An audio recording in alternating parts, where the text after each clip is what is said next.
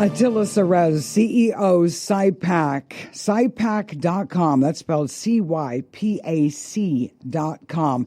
Now, October is National Cybersecurity Awareness Month, but we've got to be cyber aware, cybersecurity aware every day. My phone has security upgrades frequently. I can see how something can happen to, make me a target through my phone because I'm constantly using it like a computer. But my home stuff, boy, that doesn't go anywhere. Who'd be interested? Who'd care? Well, apparently, Attila's going to tell us a little bit about who just might be getting into your computer system at home. Welcome into the clubhouse, Attila. Oh, thanks for having me, Danielle. Absolutely. Now, it really stunned me because so many of us have kids who spend an awful long time on their computers playing games. And we're like, they all do it. But tell us what's the danger? I don't know about you, Danielle, but I know when I was younger, I sure spent a lot of time outside during my summer breaks. But, my kids, they seem to spend a lot more time on the computer than I remember spending. And I suspect that as a parent and having other parents out there who might be listening, they're probably experiencing the same. I mean, summer break is a great time to catch up on playing those video games that maybe they didn't have a chance to play on during the school year. But, cyber criminals, they don't take a vacation. And in a recent call with Homeland Security, they warned that a number of new things have come out that are targeting kids who are playing video games during their break, specifically Mario. And we're seeing this not just with Mario, but with a number of games. But kids are playing video games and perhaps getting frustrated, either with, one, they can't progress past a certain point, or two, they want to play that new video game, but maybe mom or dad won't pay for it. And so they go online and either they pick up a cheat to bypass that, to give them some special abilities or bypass a certain part of the game so that they can keep playing. Or they'll get the whole game that, maybe you didn't pay for, and they'll download it onto their computer. Unfortunately, in both of these cases, that software can be laced with malware. And the malware, what we're seeing now in the wild, has two specific targeted actions. One is to take system resources to do crypto mining, and the second is to information stealer. So anything that child does on that computer then gets logged and taken off to bad guys in far-off places. So if you're sharing that computer, you could say do your banking or do anything else that might be personal, such as check your emails or pay credit cards, that information can also be stolen. Wow. Okay. What is crypto and info mining? Can you define that stuff for us?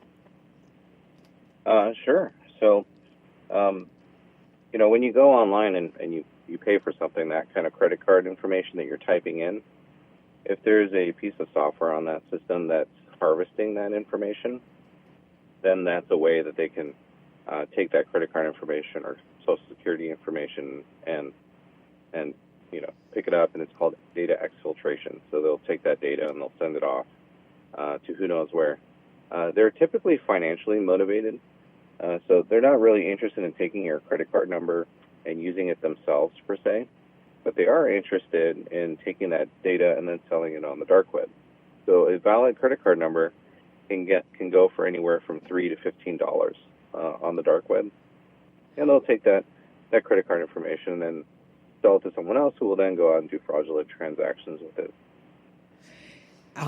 Okay, so if my child, and I know this happens, they decide that they are getting frustrated, so they want to get some tips on how to get past to a different level so they can level up and all this good stuff. And so they go in and I don't even know how they do this because I haven't been a gamer. And the other one is they want to just download something. So are you saying that when they download or go searching for things, the computer that they're using would then get hacked, so to speak, by the download that they're getting, a Mario download that they don't pay for, has something attached to it, and that gets into the computer system. Exactly. That's what we're seeing.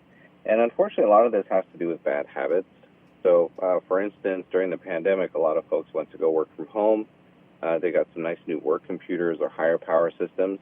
And those are attractive for kids who want to play a video game and need a high power system so they can beat their opponent. And so they would take a work computer and add that game onto it. You see where this is going, right? Yes. That game is attached or laced with something that's watching what's happening on the computer, and then during the daytime hours or during work time hours, that computer is used at, like, let's say, an insurance company or a bank or anyone else who might be working remotely. Now it gets inside the business and it travels the path. And these, back in the day of, if you've seen any of the movies, there's something called the elegant hack where, someone gets inside the computer and then they're able to just take it over. Those days are kind of done. They kind of get in there and then they lurk. So they can be inside systems for months, sometimes years. For example, the Marriott hotel chain sometime back disclosed that they had hackers in there for years watching guests go check in and out. They didn't really take the system down.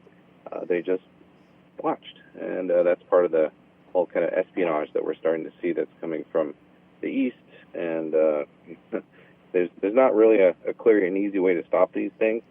But that kind of, just understanding that that's what the adversary is doing can really help you kind of figure out, kind of work backwards on how you can have some good cyber hygiene to prevent this from happening to you. And what would be good cyber hygiene? Well, my top tip, number one, for parents that might be listening is that if you peer over your kid's shoulder and you see a game that seems unfamiliar or something that you might not have purchased, well, that's a clear sign that perhaps this game has been illegally downloaded. So, number one is, peer over your kid's shoulder every once in a while. And, number two, keep an eye out on your bank statements and credit card statements for anything that could be unusual that pops up as transactions.